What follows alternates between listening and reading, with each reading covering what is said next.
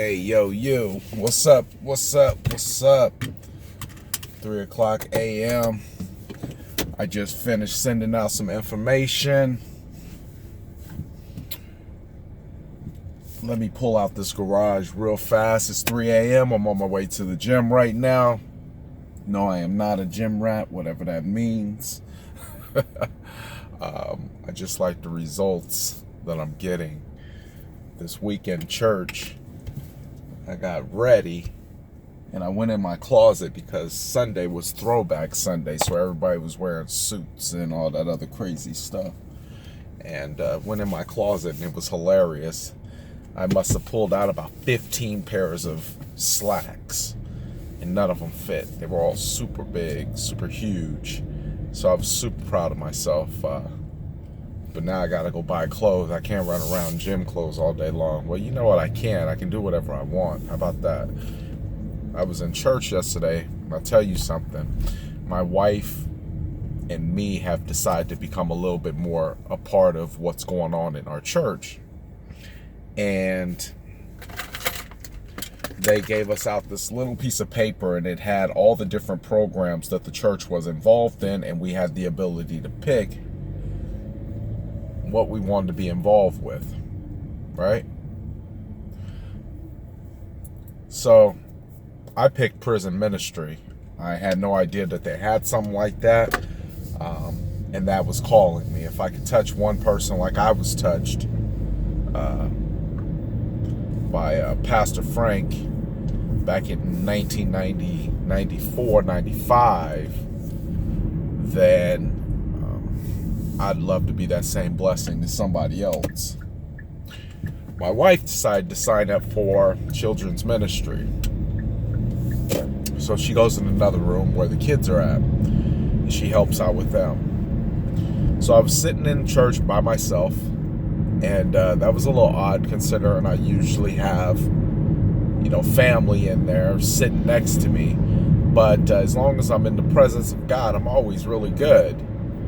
So I'm sitting there, and I remember Pastor Steele saying something about the spirit and the soul being in direct conflict and enemies of one another. Spirit being from God, the soul being inside of you and attached to emotions. So immediately I start messaging the pastor. Now he's up there talking. I'm messaging him, asking him to expound on what does this mean? What does this mean? And without completely screwing it up, he responds back, and thank you. He didn't respond right then and there. He responded last night sometime, but responded back and told me what he was talking about. And I said, okay. And I'm going to kind of feed that to you the best way that I feel, believe, is that the soul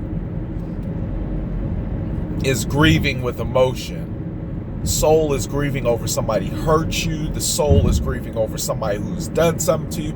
The soul is grieving over a loss. The soul is grieving over, maybe something in your life that has not went the right way. The soul is grieving in pain. Whereas you have a spirit. And the spirit is the one that comes through in a clutch. When all else fails, it kicks in. It gives hope. It gives consideration. It gives thoughtfulness. The soul craves the attention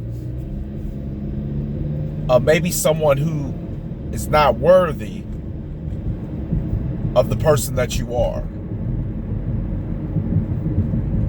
But the soul craves to be justified, to be understood, to be loved, to be cared for. Whereas the spirit craves the love of God. where there is no imperfection in you.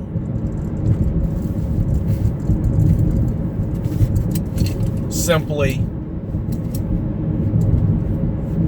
goodness.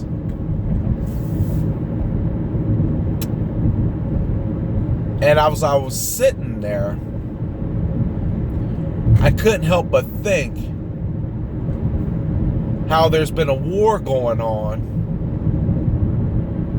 and I wasn't even aware of it. The same thing 5 years ago when my mentor introduced me to The Four Agreements by Don Miguel Ruiz. And it talked about tribal beliefs and how we pass things down subconsciously. Beliefs like money, that's only for people who were born at certain times and under certain conditions. Those are the chosen one. You are destined to be broke. You are destined to be always in need, whatever the case may be. I was unaware of that fact of life because I had never been exposed to it.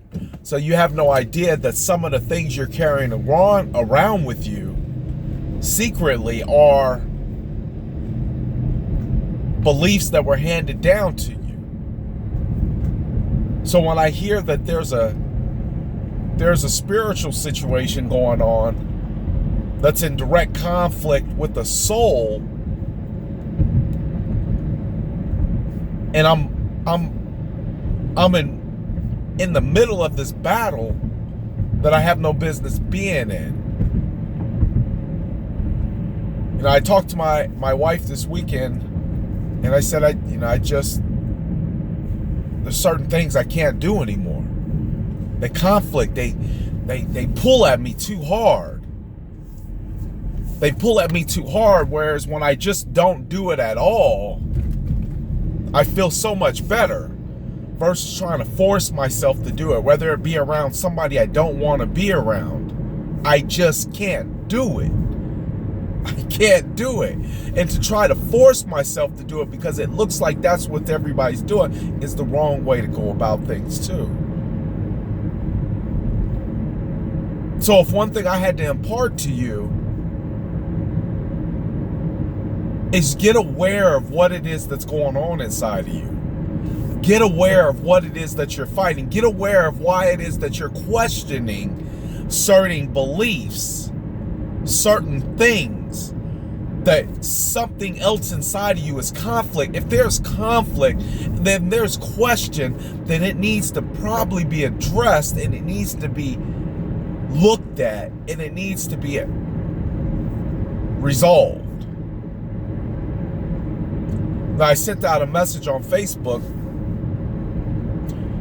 and the fact of the matter is, it simply said, if you give away 1 second of your day, of your life, to something that is not worthy of you, you have wasted an eternity.